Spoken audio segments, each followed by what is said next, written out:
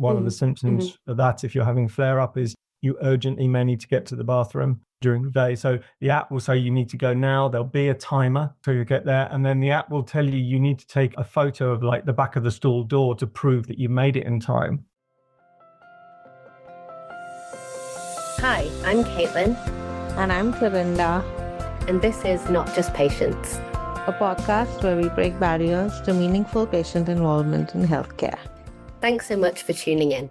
On this episode, we've been joined by Mark Doyle, who's going to talk to us about building empathy by understanding the patient experience. Mark is the founder of the award-winning immersive patient experience company, A Life in a Day. He began his professional life as an actor and has spent the past 20 years applying his creative expertise to develop innovative learning programs. A Life in a Day is a unique 24-hour simulation that provides participants the opportunity to walk in the shoes of a person living with a specific condition or illness, revealing the profound impact it could have on their own physical, social, and emotional well-being. To date, Mark and his team have delivered thousands of experiences worldwide across more than 40 therapy areas, delivering deeper insights that drive measurably better outcomes for participants, their organizations, and most importantly, for patients. Mark, it's really lovely to have you here. Thank you for joining us today. Oh, thank you so much for inviting me. I've really been looking forward to this. So we're going to be talking a lot about empathy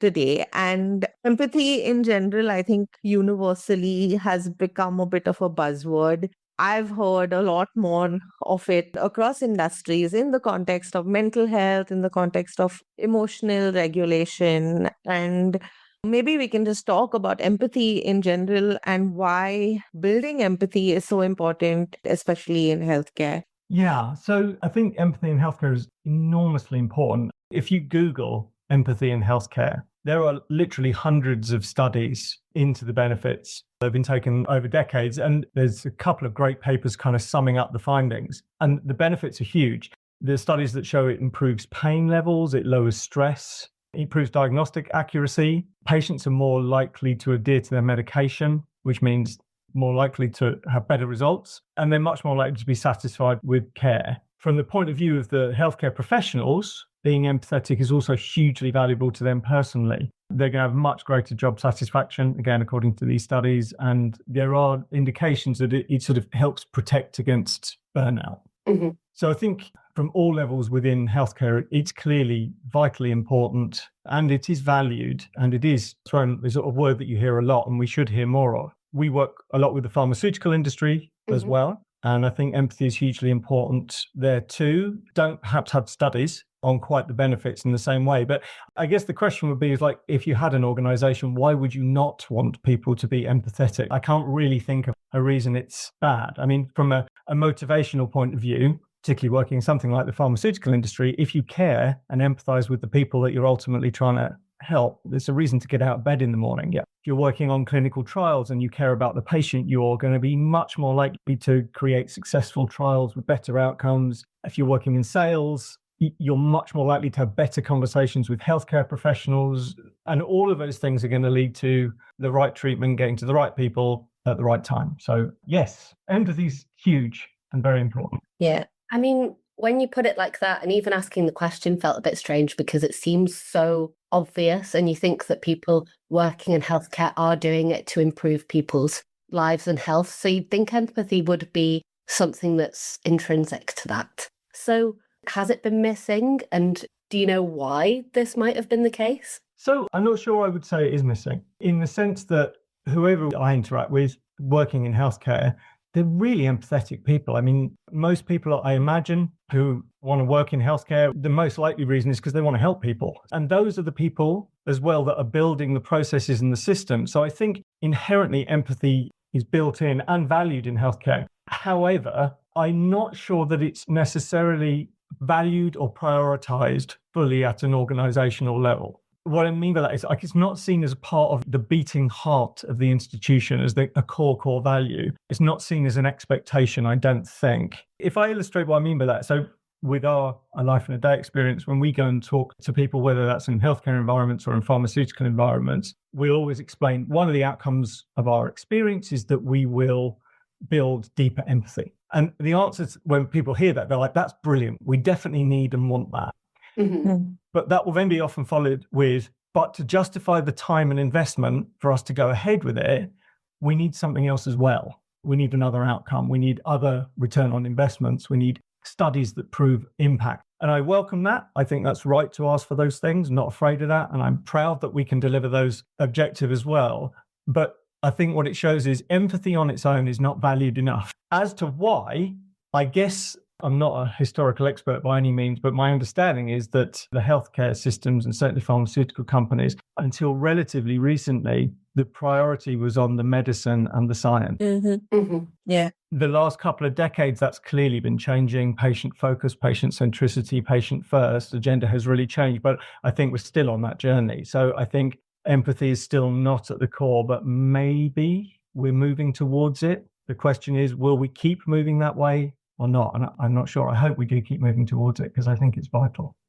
Right. And I think just to pick up some of the things that you mentioned, if you think of the healthcare system as a whole, the people who are closer to patients are potentially more empathetic. So you could imagine that people at point of care are more likely to have more empathy because they're in those situations every day and they're interacting with patients every day. Whereas people in the design of healthcare systems and processes, or even the pharmaceutical medicine development process, they are potentially so focused on the science and the analytics, and that's a whole different mindset that you need to bring, which is of course extremely important. But the scientific process is kind of at odds with that side of your brain, perhaps, that brings in empathy.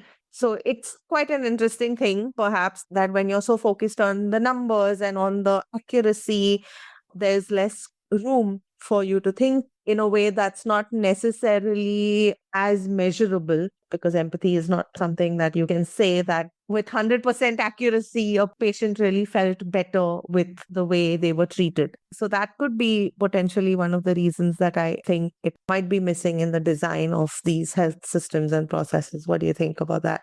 Yeah, I mean, first of all, we don't want to take scientific rigor away. Right. Of course. Yeah, it's really, absolutely. really important.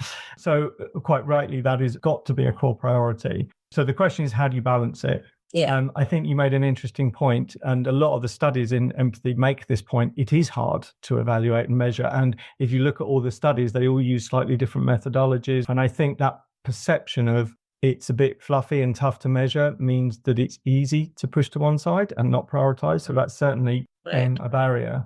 And certainly it's an accusation that's often thrown at clinical study design that the primary goal is all about proving that the drug works and making it safe, of course. And those are core priorities. And often in the past, historically, certainly to the detriment of the design, in that it previously possibly didn't involve patients at all, or only to a limited to say, is the study even possible? Will people do it? Do the people at the end of it even want the treatment or the benefit that you're offering?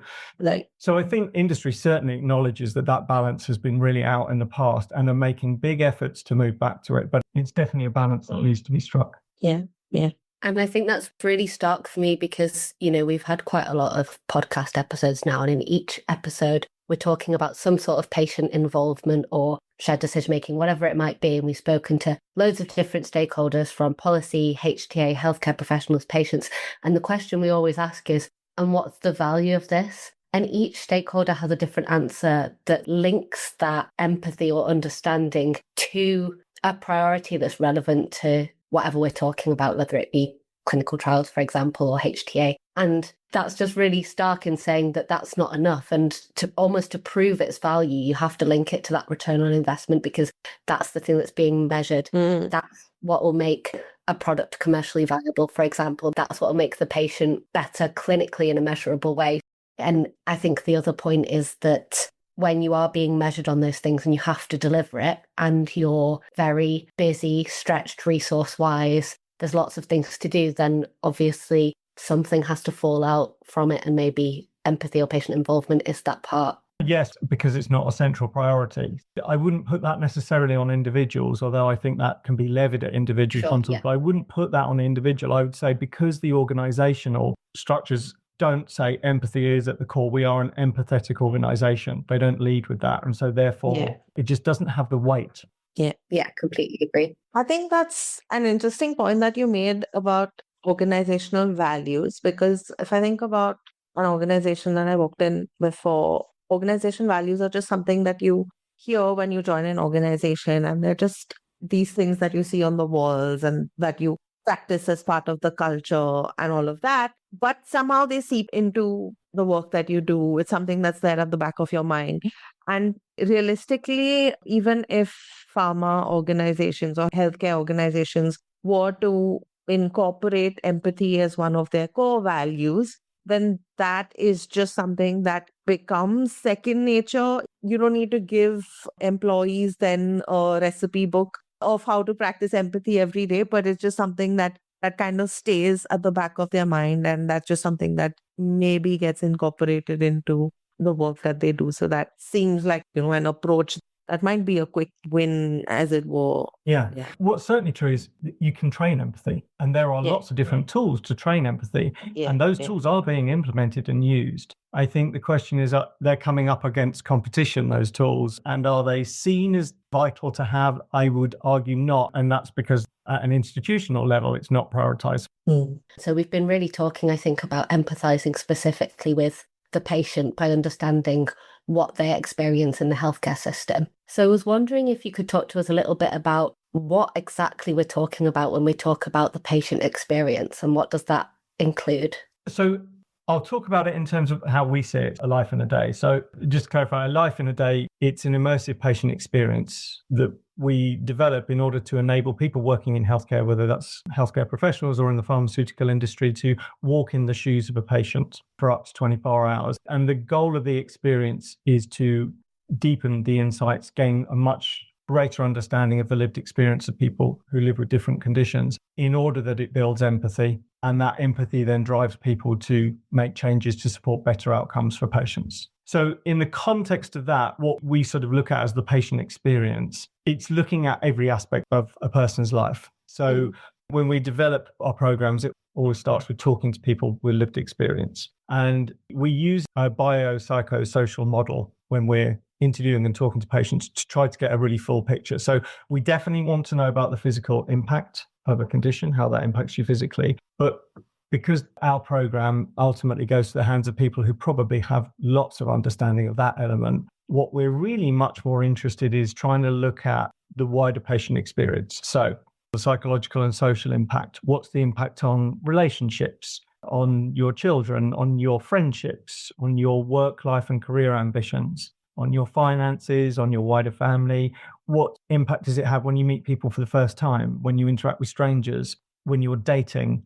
What's the impact on your emotional well-being? So what we're trying to do when we talk to patients is really just understand the biggest possible picture that we can. And then our expertise is taking that and trying to create an immersive experience that we can place people in those similar positions and ask, well, how would you respond? And so for us, creating the patient experience is about trying to go as wide as possible to look at all the potential impacts and the things that perhaps are not as well understood because they're not talked about as often. That sounds really cool. And it reflects what Clarinda and I talk about quite a lot. I mean, our podcast is called Not Just Patients. And one of the reasons for that is because each person is not just the patient. And I think sometimes there can be blinkers on when you're thinking of even just calling someone a patient. You're immediately thinking of just them as sort of a medical entity. You're thinking about them in the context of their illness. And actually, Clarinda and I are both patients ourselves. We don't live two separate lives, one as a patient and one as a whole other person. It's all integrated into holistically how we live our lives. We live with the disease all the time, even when we are at work or with our family, or wherever it may be. So that's really nice that you're talking about the patient experience, not just isolated for patient experience, but almost how that fits into a normal person's life. Yeah, I mean, that's so important. And maybe apologies if I use the word patient at the wrong time in the wrong place, because I agree, when you use the word patient, it's talking about the medical or the clinical version of yourself or in that moment. And then the rest of the time, you're a person. And It's really amazing you said that, because that is at the core principle of a life in a day. The reason it lasts 24 hours is the idea is that the experience integrates into your life. So you don't stop what you're doing to take part. You wake up as normal, you go to work as normal, you spend time with your family, with your friends as normal. But for the duration, you get to experience what it's like to do that whilst also living with condition X. Cool. Yeah, so I think that this is really interesting because in terms of people's perceptions of patients, especially when you think of patients with chronic conditions, people tend to see the version that they see on social media, for example, and then think, oh, so you went on a safari, so that means you're doing really well. Or, hey, so now you're traveling all over the place, and I'm so glad you're healed or Cured. cured, things like that. And this vision or this perception of what a patient should look like, and oh, but I thought you were really sick. Yes, it is a part of me and it is something I live with. It doesn't mean I don't have other parts of me. So I think that holistic experience is really important. I think that when industry does patient journey mapping, it is still very restricted to the healthcare process. And when do they take this drug? At what time of the day? What do they feel before it? What do they feel after it? It's still very restricted to that journey in relation to the condition and the treatment. And then it stops there. So, in fact, there's been a lot of talk about Kate Middleton right now and the news posts about how she's dealing with the trauma of post chemotherapy.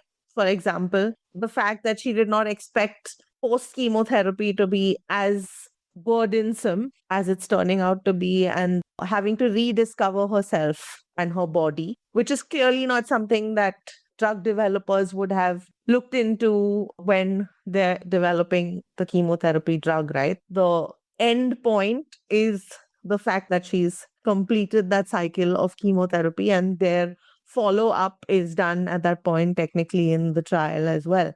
So I think just understanding patient experience more holistically in order to develop empathy, there's such a long way to go.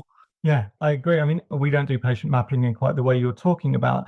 I would say I still think that has an enormous value. I mean, it must do to the industry because they continue to invest in it. And clearly, that it is important that they're going in to do that with an agenda, which is about making sure that their drug is delivered to the right people at the right time in the right way. And that focus is important, but it's not enough on its own. And again, to widen your perspective alongside that, I think is incredibly important, because you're right. Otherwise, you're not going to ask enough questions to get that deeper understanding. And it's interesting, you mentioned the oncology with Kate Middleton. We have an experience in breast cancer where we place you in the shoes of someone living with breast cancer.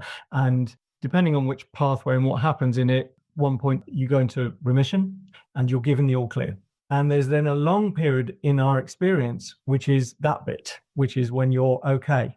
You're supposedly okay, and dealing with the fallout. And some patients have described it, it's like walking off a cliff. And I would say 90% of the people that have been through that, that is the bit that they come out afterwards and go, I had no idea. I didn't realize the impact that would have on my mental health if I was having to deal with it. So we love that we are in a position where we can hopefully illuminate some of the areas that people living with conditions want people to understand better without it having to define them. Absolutely, yeah. I actually went to an educational oncology meet earlier in the week at the hospital with doctors, and they were talking about it, and they said, today we're not going to just be showing you Kaplan-Meier charts and all of the different data, because it was a disease area where there's lots of different products. And they said it's not as simple as which one has the best data anymore, because there's so many products out there. You have to apply this data to the actual real person sat in front of you. And I just thought that was a really nice way of thinking of it. And hopefully, you know, these were people who were very top in their fields teaching to other doctors. But I really hope that that's something that people are thinking more and more about. And we have had conversations with doctors on a previous podcast about shared decision making. And that's a really good sort of clinical practice version of empathy, as well as shared decision making, and really think of that person. So these two conversations have a lot of overlap, I think, and it's really encouraging that it's moving in that direction. Now that's really amazing. And it will make such a massive difference. I mean, Exactly. we actually had a study on our own experience where a group of oncology pharmacists and oncology nurses went through one of our oncology experiences. And one of the outcomes of that was one of the consultant pharmacists said directly after the experience, spoke to a patient and asked a series of questions that previously she probably wouldn't have asked about the wider impact on her life, and said, is there anything else you need that I can support you with? And the individual, the patient in question, explained that she was going to a wedding in a couple of weeks' time. And she was really sad and upset that she probably wouldn't be able to get up and dance at the wedding because the meds that she was on meant, she was really extremely fatigued. And the consultant was able to change her medication for that week to give her more energy to get up and dance at a wedding. Yeah. And that's amazing, right? Absolutely. Yeah. Such an overwhelming outcome from a very small change, maybe one extra question, one extra moment of thinking, what else is going on in this person's life? So I think, there's maybe small changes, but potentially profound impacts. Yeah. I love that example. So, Mark, it's been really interesting hearing about all of this, the empathy and how it ties into patient experience and unifying the two. We'd love to hear about your story. Certainly the first actor that we've had on this podcast. And I think definitely the first person from outside the industry to make this break into the industry and this huge crossover from a completely different industry. So yeah, just talk us through your journey and what brought you here and your motivations for the work that you're doing right now. Yeah, certainly. I mean, I cannot claim to be an actor now, but it's certainly how I began my professional career. What seems like a very long time ago now. I worked a lot in theatre, and my business partner, John, he was a writer-director. We worked together in theatre. We had a film company. But around the early 2000s, we had a kind of pragmatic look at our lives and our trajectory and what was going on. And while things were going very well, we sort of thought it might be beneficial to have a few more strings to our bow. So we set up a learning and development organization with the goal of using our creative expertise to develop immersive and interesting learning experiences. So we've done a huge range of different things, different verticals, different markets, different types of training programs. Our Life in a Day, its seeds were kind of in about 2016 when a pharmaceutical client came and said, patient centricity has suddenly appeared on our walls as something that we should all do. And we think it's a great thing, but perhaps we acknowledge that we're not very good at it. So it was actually a client's concept, a really brilliant woman working in Switzerland who had this idea of creating an immersive experience to be able to put people working in the organization through what it might be like to live with a particular condition. And initially, we were just approached to come and help maybe do a bit of role play work or write some of the content. So initially, actually, the contract was 2 weeks, and so I've never stopped. That was nearly 10 years ago. Cool. Instantly, I was like, this is a fascinating concept. And if we can get this right, I think there is unbelievable power in this idea. So we started off just doing a little bit of work, and that was the seeds for what became A Life in a Day. And I guess I've dedicated myself to it now, but we've also built an entire company around it because it's really taken off as a concept, and it's been an unbelievably rewarding thing to get involved in. So I'd say I never thought I'd end up here, but it's a wonderful space to be in. Fell into it. Yeah. But it's both the most rewarding piece of work we've ever done, but it's also the most creative piece of work I've ever been involved in. Yeah. For a piece that I was working on as part of a design thinking course I had done just a series of in-depth interviews with patients where I strove to understand their entire journey without considering myself a patient at all and with no assumptions. And it's very clear how much I got out of that experience and those conversations. It gave me so much perspective. So I can only imagine how these conversations and then the kind of immersive experiences that emerge from those, how transformative they must be for you and your team. Yeah, I mean, it's an absolute privilege talking to the people with the lived experience. I mean, it's amazing. The stories and the things that people are comfortable sharing, often because they want other people to benefit from the knowledge, but really sort of deep, personal, intimate details about their lives and experiences to really share it out there so that we can hopefully translate it effectively. So we feel a real burden of responsibility to do the best possible job we can to serve the people that we speak to.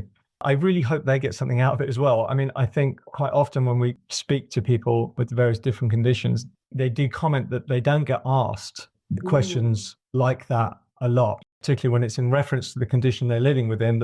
That's the parameter of what they're asked about. So to have the opportunity to really talk and load is I hope, very, very beneficial for the individuals as well. Which I guess highlights the point that if people aren't being asked about their experiences in that way, then the empathy is not quite there with whoever they're interacting with, or very focused on specifically whatever particular stakeholder is trying to understand. So yeah, I think that's quite a powerful statement in itself. And it just, sorry, this is a slight tangent from me, but it links really closely into something that I've been learning about recently, which is actually storytelling and how your brain almost interacts with it. And if you hear something that's really relatable and emotive and real, you've heard a story about a real person and what they've been through, and it evokes that emotion in them. It's so much more memorable, so much more likely to drive action, so much more powerful than, for example, just saying a fact. I remember one of our podcast episodes that we had with Robert Joyce, he told a story about how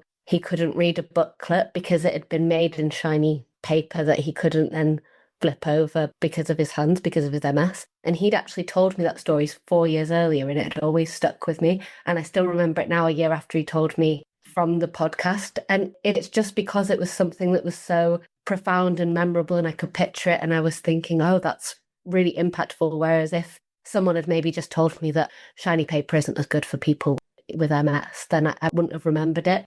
And that's why getting that out of people with lived experience, but also making sure that you're asking those questions to learn about those experiences, is much more impactful than just reading a book about it. Yeah, I mean, storytelling's been around even longer than medicine, right? Yeah. So there's definitely something in it. There's definitely something in it. You know, we respond as humans, and always have done, to storytelling in a really powerful way.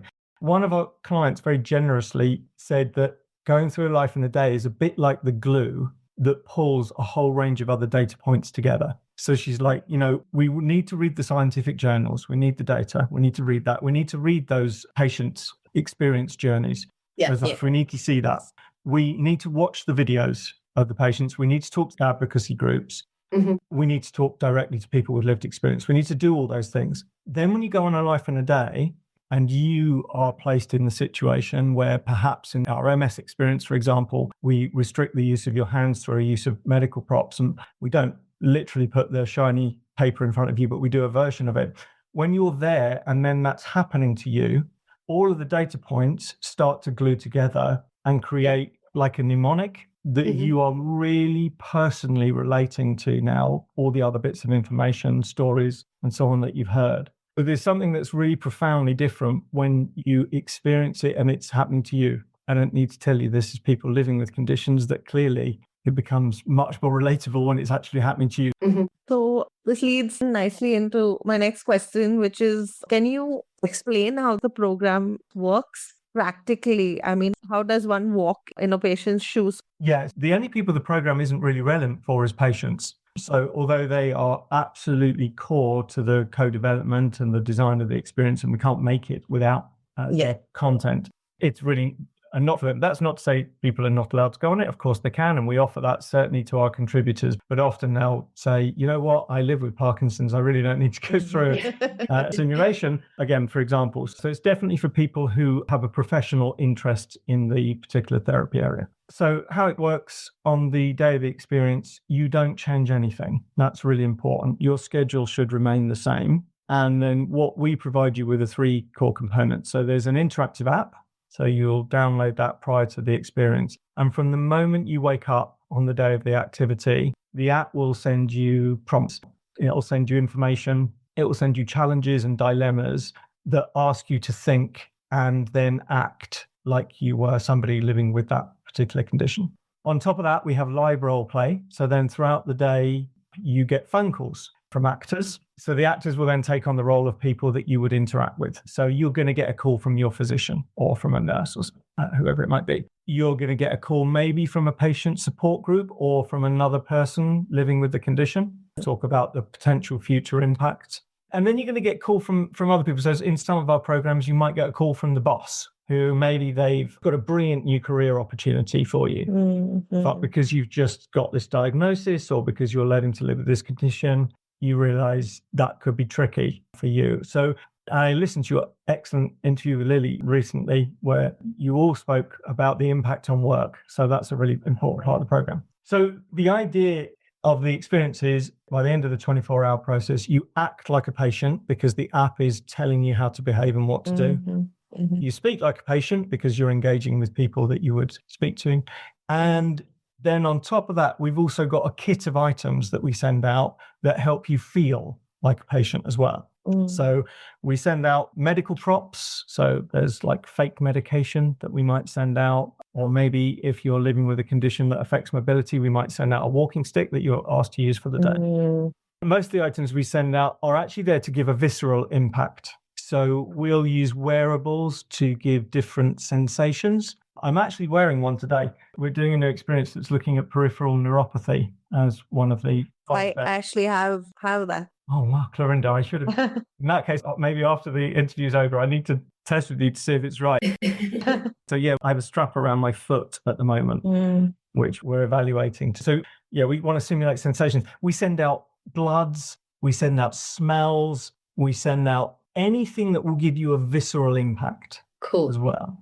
Yeah. So, yeah, it's completely immersive across the 24 hours. I think in my mind, when you're saying simulation, I was imagining, a fake room that you're in with lots of actors and people being told things. But the fact that it's in people's real daily lives, I think makes it extra relatable. It's like, okay, if I was living this very relatable life, my own life, how would this impact me every day? And how are people who I may know or, quote unquote, patients that we're kind of working with dealing with this and trying to live a normal life like I am? Because you often don't see it. I think especially, again, we've spoken about this a lot before, but especially with chronic conditions where you just have to try and get on with life, you often don't see the impact that it has. And especially if it's invisible for whatever reason, people don't quite realize how much of an impact that has on daily life, how tiring it can be, the impact on the simplest tasks. Like, I guess I'm imagining, if you have a walking stick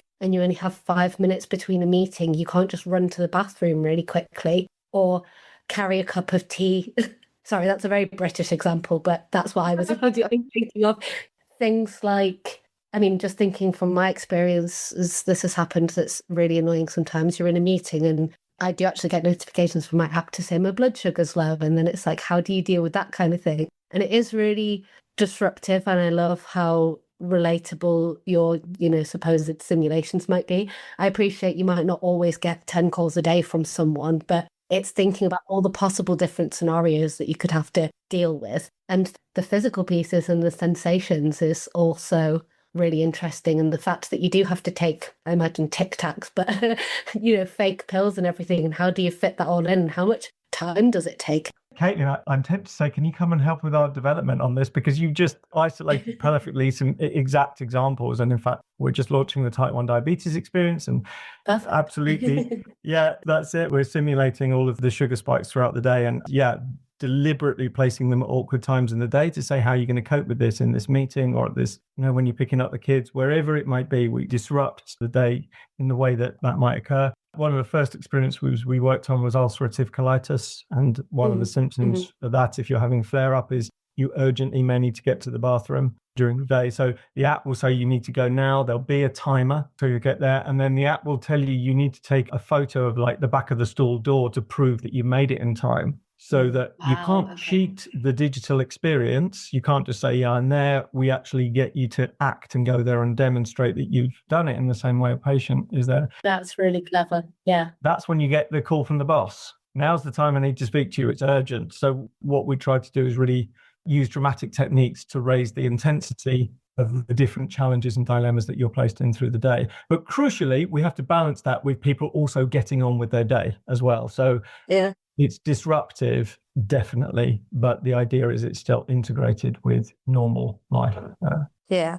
I'm very curious about the feedback because as patients, to be fair, we have significant amounts of time in our lives to adjust to these things. It's not a day. We have spells of endless tears and then spells of just, okay, I'm going to figure this out. We have our phases.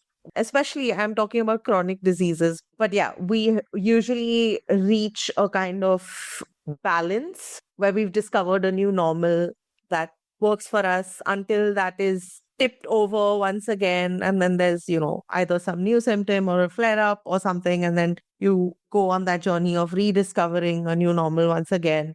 But for somebody to deal with that in a day, I can only imagine that it is entirely overwhelming. And so I'm very curious about the reactions and also how family members and other people around respond and react to this whole process.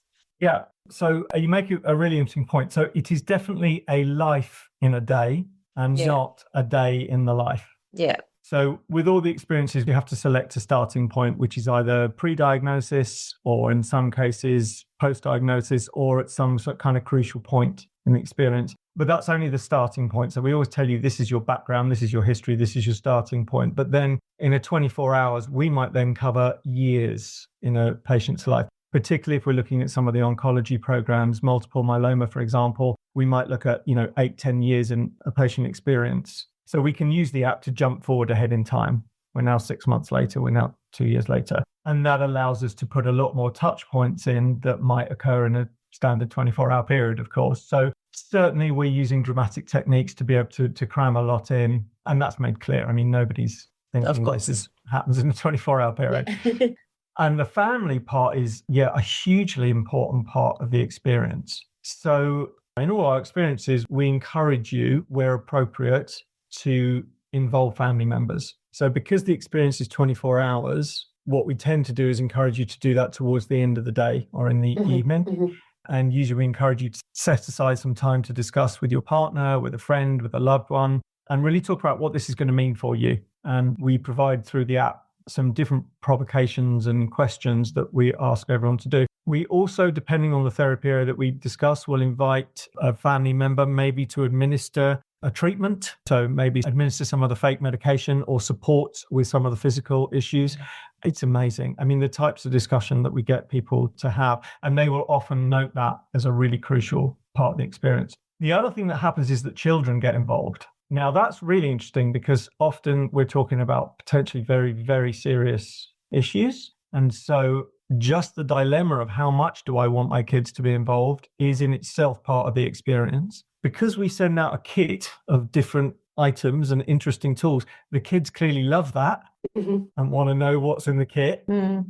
So quite often that will, again, form quite a profound part of it, of how much do I share, how comfortable were they, and how would that impact my family? And again, we're trying to create those mnemonics, those moments of memory, those moments that matter to you are the moments that matter to patients. Really cool. So I just want to share, I have a daughter who just turned 5. And so the other day she was asking me, we were traveling and it was after one of my particularly bad days. And she asked me, Mama, why is your body different from everyone else's? So I said, because you know how your body and most people's bodies, when there's something wrong, either it gets fine by itself or usually if you go to the doctor can fix it. In my case, there are some things wrong with my body that the doctor can't fix. So then she asked me, but can they see it? So I said, they can see what's wrong, but they can't fix it yet. And then she said, is it in your tummy or your legs? And she was so curious. And it was really cool because she does all kinds of acrobatics with my husband, right? He's like always twirling her around and she's jumping all over him, but she's always heard, be careful, no jumping on mama and that kind of thing since she was ever so little. And before she even turned 5, she was asking me all these questions. So like there's never a right time to introduce your child to things like this. And it's really cool, I think, for the families to be involved. Yeah, it's amazing that when you talk about that, the reality of the experience. I'm fortunate in that I'm not currently affected by any conditions that have that sort of adverse impact. So if I didn't hear that and wasn't able to share it yet, I just wouldn't know what that was like. But absolutely, that's what we try to bring to life. Yeah. I should say there's also a couple of programs where we place you in the shoes of a parent of a child living with a condition as well. Yeah, so we've done an experience on RSV, which is bronchiolitis or a respiratory condition that often very young babies, infants get. So for that, we were like, well, we can't ask you to imagine you're 2 months old. That's not You're a going to work. baby. Yeah.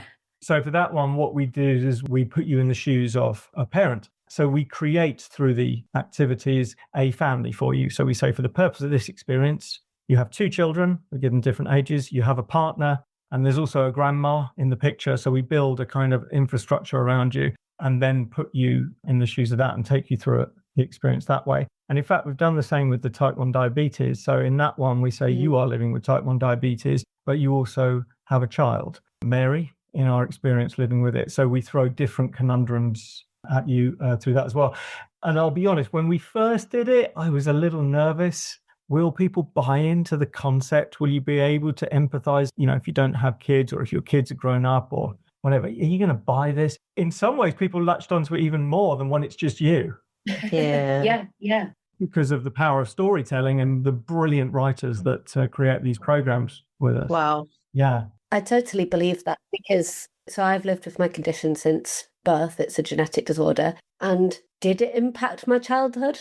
Don't know. Don't remember. It's all I've ever lived with. Did it impact my parents? Absolutely. They took the brunt of the burden when I was growing up. And some of the most impactful stories that I have about my condition are not even mine. They're ones that my parents have told about having this sick baby, not knowing what to do with them. And I think I was cared for much better by my parents than I've ever looked after myself, honestly, because I'm an adult and it's my life, so I can make decisions how I need to, which is also important. But it's a totally different dynamic and feeling, I think, to having something yourself versus someone you love having it. You feel a lot more responsible for it, I think. So I think that's a really cool sort of angle as well as, then having the other side and sort of thinking about how your condition impacts other people's lives and your loved ones and your family as well. It's all different perspectives that I think people maybe don't realize how far that knock-on effect goes. So that's really cool. Yeah, and as well as speaking to patients to develop the experience, we also speak to family members, carers where appropriate, to get their insight. They can actually be a harder group to interview. They're very willing to speak, but they're less willing to talk about the difficulties that it causes them. They find it very, very difficult to show how hard it might affect them. They're very obviously protective of the people and say, it's fine, it's not about me, it's about the other person. So trying to really uncover the impact on them has been a really interesting discovery. They have to ask a lot more questions, make them feel very comfortable that it's okay to talk about how that might have affected their lives as well. But yeah, very important to get that perspective in. Yeah. I wanted to ask, actually, you've kind of alluded to it a few times, but obviously this is something that you co-create with patients, their family members, etc., to make it a really authentic experience. That's really clear and that's come across. And you've just mentioned the interviews. So how does this work? So you get a briefing, for example, you want to create a life in a day for, you mentioned Parkinson's before. And then how do you go about reaching out to patients? What conversations do you have with them? How many do you get? And how involved are they throughout the process of creating stimulation? So the process is, we've now done 40 different experiences. So we've actually built up a really, really strong network ourselves of people who have already supported us, patient support groups, as well as individuals with lived experience. So actually our first port of call is often to go to them and say, hey, do you know anyone that would be willing? Because hopefully we've built a trust that it's okay to share that and work with you. So we often get people kind of organically now that way. We will also work with agencies who are really good at finding patients or going out there through social media and through other activities. Very happy to do that. And obviously patient organizations where we have established relationships, they will often be enormously supportive. In terms of the number interviews, as many as we can get is often the goal. I guess we need a minimum of 8, 9, 10 conversations to really start to build a picture, but we will happily keep talking to as many as we can. I guess one of the challenges that all industries face is trying to find the diversity of that. So we do spend a lot of time trying to get as many diverse perspectives from as many different countries, gender, age, where you can as possible. That's not always easy, but we strive to get as many different types of perspective into the experience as we possibly can. And then in terms of the involvement, it's often up to the individual. So we will certainly offer to keep them involved in the updates. Some people perfectly happy to talk to us and then not talk to us again. Others become very involved. So we created our obesity experience last year and had a very diverse group of people with lived experience, and they are still working on the program. In fact, they're actively driving to get it to more healthcare professionals with us. So I guess the most integrated is one of the very first people I spoke to. There's a lady called Ev, who at the time hadn't really spoken, I don't think, quite as much about her particular condition. She now works for us, is our head of production. Cool. Yeah. So they can get really integrated into the process. Love that. So this has all been extremely fascinating, Mark. I think that it's such a unique thing.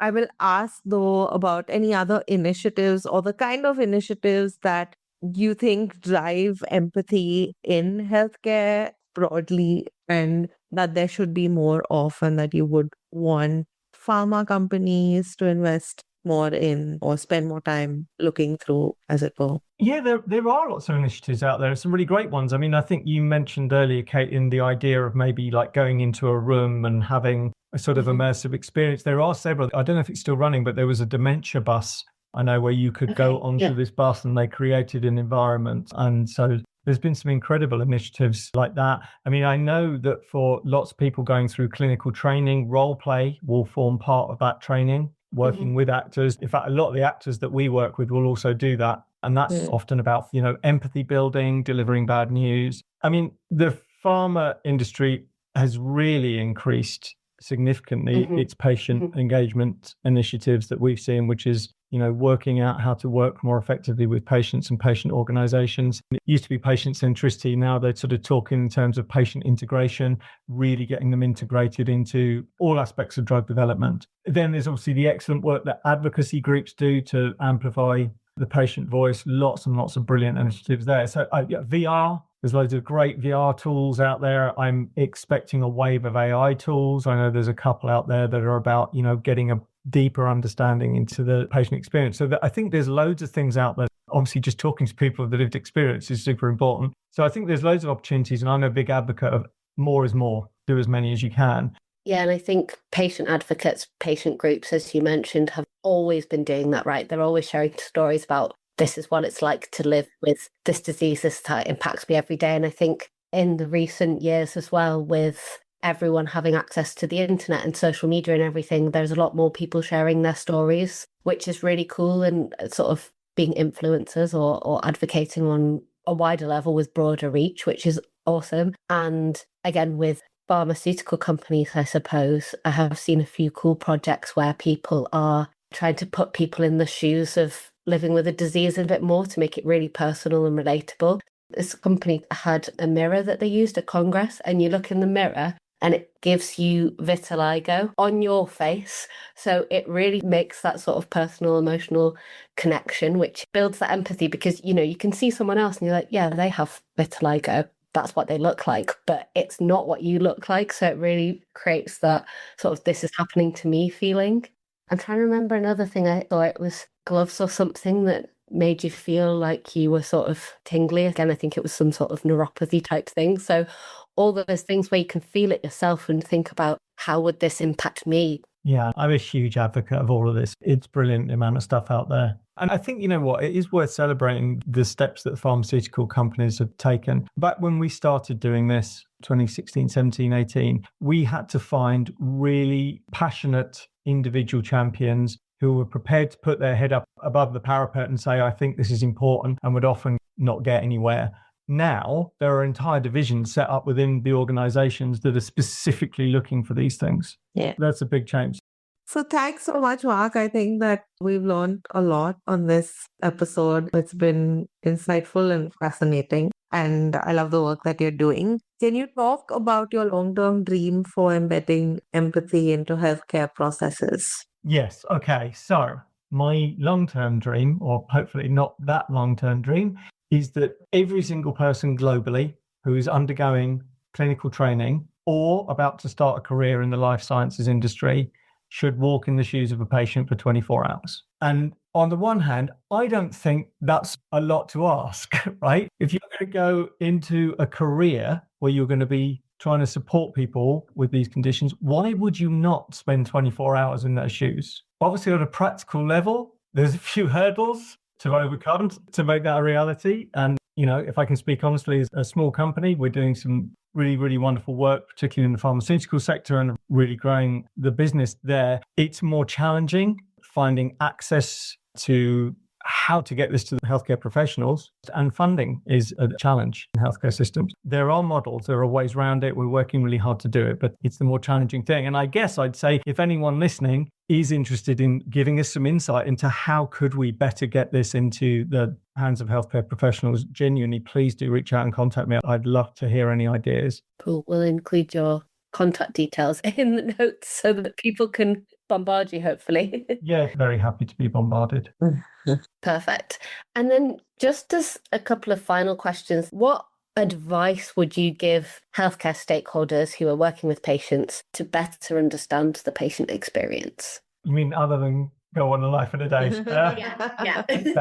Okay. So, talk to patients, talk to people with lived experience and ask lots of questions, talk to patient advocacy groups, and obviously listen to your podcast. Those are kind of the practical, of course. Yeah. So those are kind of the practical and easy things. But I think I'd say if you are in a senior position and that's what you want, then try to make it a priority or see it as more of a priority. And if you're not in a senior position, then lobby for it to be more of a priority. So I think, there's some simple practical things to do, but I think, coming back to right at the beginning, can we make it as much as possible part of the core organizational infrastructure? And I think that requires a bit more lobbying and drive from people. And finally, to wrap up, what would be your advice for patients who are looking to share their experiences more deeply with healthcare stakeholders?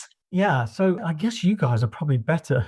It's quick to say. I'd love to know what you think. From my perspective, when I think about this, I think probably advocacy groups is the best port of call because they have the structure to amplify patient voice. They're really set up to do that. I think the question might be slightly different, which is what could institutions do to make it easier for patients to amplify their voice there? There may be ways of doing it. You may know if you wanted to go back to the healthcare institution and talk about that, there may be routes. I'm not familiar with them and I'm not sure it would be quite so easy. And I doubt that it's systemized throughout healthcare system. So I think the question would be, what more could we do to do that? Because again, I think a real challenge is if you are someone living with a condition that really wants to go and become an advocate, that's brilliant. And there are routes through the advocacy groups. But what about all the people that don't want to stand up and do that?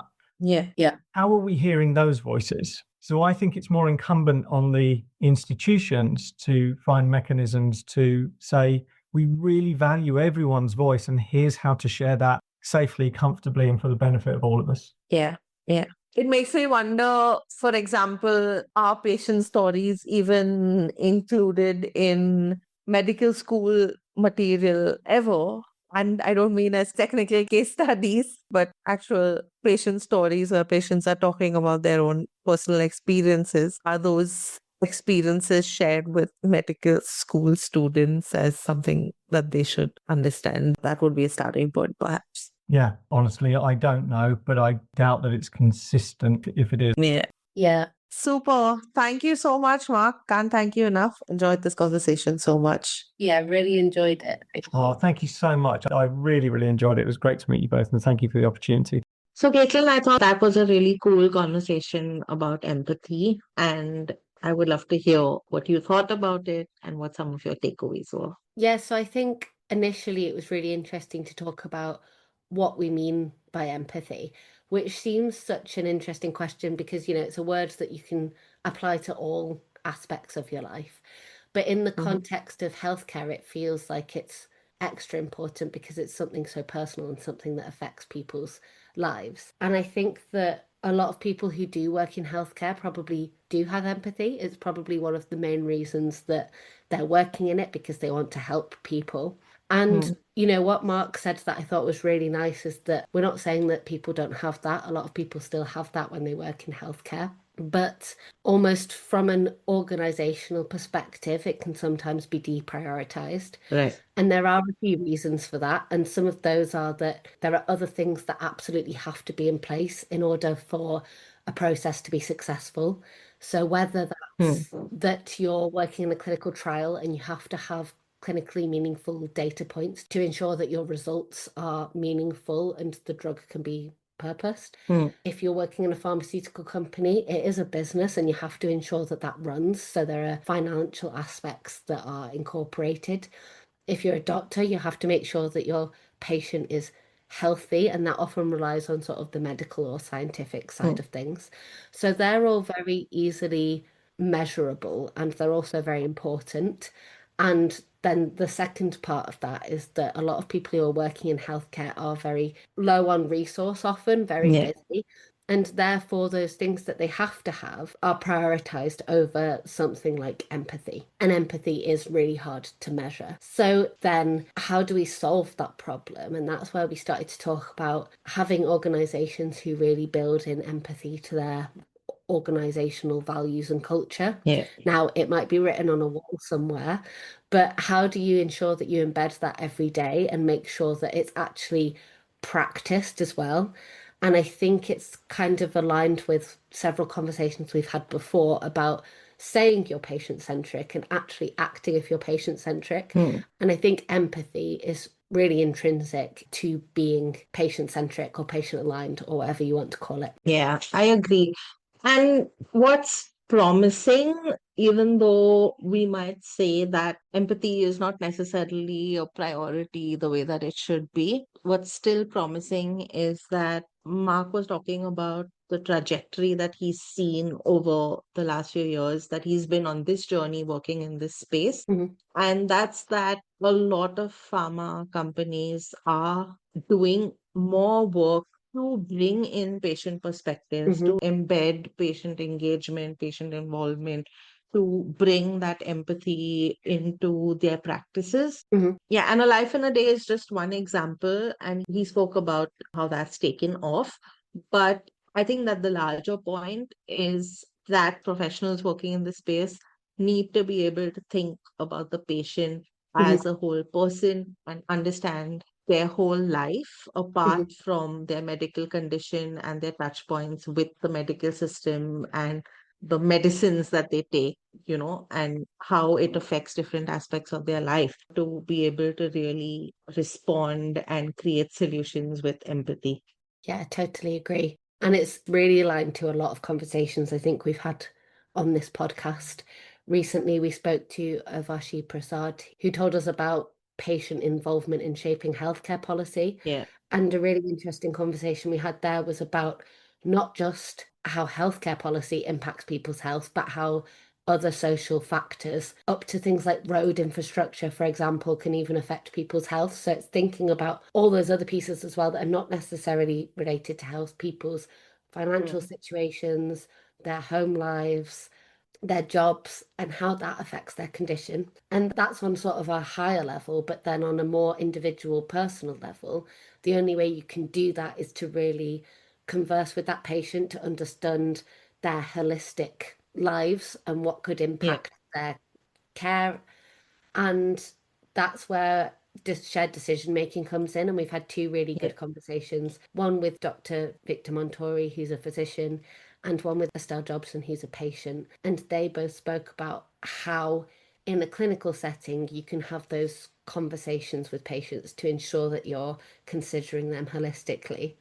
And Mm-hmm. then, to be honest, every other stakeholder that we've spoken to Yeah. about patient centricity is about how to bring in the patient to ensure that you're really considering what the impact of a medicine or a policy or a treatment decision can have on them overall. Yeah, yeah. I loved the example that Mark gave about a conversation that a neurologist had with a patient about her wanting to dance at a wedding, and then Mhm. the neurologist changed the medicine so that the patient could then dance at a wedding. And just imagine if more patients could dance at weddings just because of conversations that were more inclusive and empathetic. How cool would that be? Absolutely. Thanks so much for listening. This has been Not Just Patients with our guest, Mark Doyle, and your hosts, Caitlin Rich and Clarinda Sereja.